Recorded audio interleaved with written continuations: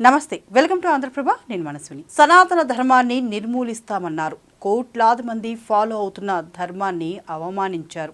తాము అధికారంలో ఉన్నాం కాబట్టి తమను ఎవరూ ఏమీ అనలేరని విర్రవీగారు. కానీ ప్రజలు మాత్రం అంతటి అమాయకులు కాదు. ఎవరికి ఎలా బుద్ధి చెప్పాలో వారికి బాగా తెలుసు. సైలెంట్గా తమ పని తాము చేసేశారు. తమిళనాడులో అధికార మదంతో విర్రవీగిన డిఎంకేను చావు దెబ్బ కొట్టారు. సనాతనం జోలికొస్తే ఖబర్దార్ అని చాటి చెప్పారు.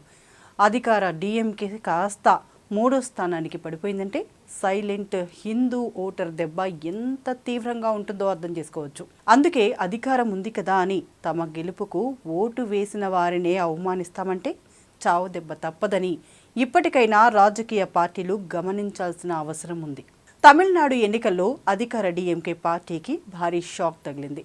ఆ పార్టీ ఈసారి ఎన్నికల్లో ఘోర పరాజయం దిశగా పయనిస్తోంది. అక్కడ విజయ్ టీఎంకే పార్టీ అధికారం దిశగా అడుగులు వేస్తుండగా ఏఐడిఎంకే 2వ స్థానంతో ప్రతిపక్ష హోదాను దక్కించుకునే అవకాశం కనపడుతుంది. ఇక అధికార డిఎంకే 3వ స్థానానికి పడిపోయే పరిస్థితి కనిపిస్తుంది. అయితే అధికారంలో ఉన్నప్పుడు స్టాలిన్ తనయుడు ఉప ముఖ్యమంత్రి ఉదయనిధి స్టాలిన్ చేసిన పనులు, వివాదాస్పద వ్యాఖ్యలు స్టాలిన్ ఓటమికి కారణమయ్యాయని ప్రచారం జరుగుతోంది. తమిళనాడు రాజకీయాల్లోనే కాకుండా దేశవ్యాప్తంగా పెను సంచలనం సృష్టించిన ఉదయనిధి స్టాలిన్ సనాతన ధర్మం వ్యాఖ్యల కేసు ఇప్పుడు చర్చనీయాంశంగా మారింది.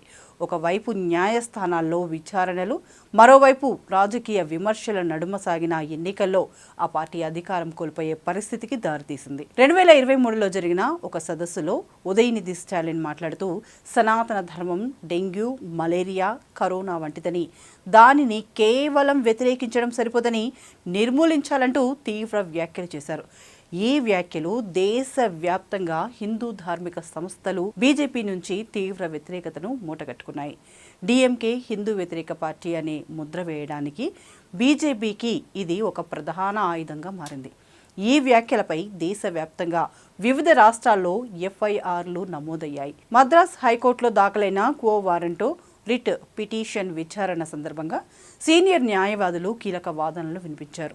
మంత్రిగా పదవీ ప్రమాణం చేసిన వ్యక్తి ఒక నిర్దిష్ట వర్గానికి వ్యతిరేకంగా మాట్లాడటం ద్వారా రాజ్యాంగాన్ని మోసం చేశారని న్యాయవాది టీవీ రామానుజం వాదించారు. రాజ్యాంగబద్ధమైన పదవిలో ఉండి సమాజంలో విద్వేషం నింపేలా మాట్లాడటం వల్ల ఆయన మంత్రిగా, ఎమ్మెల్యేగా కొనసాగే అర్హత కోల్పోయారని పిటిషనర్ తరపున వాదనలు వినిపించారు.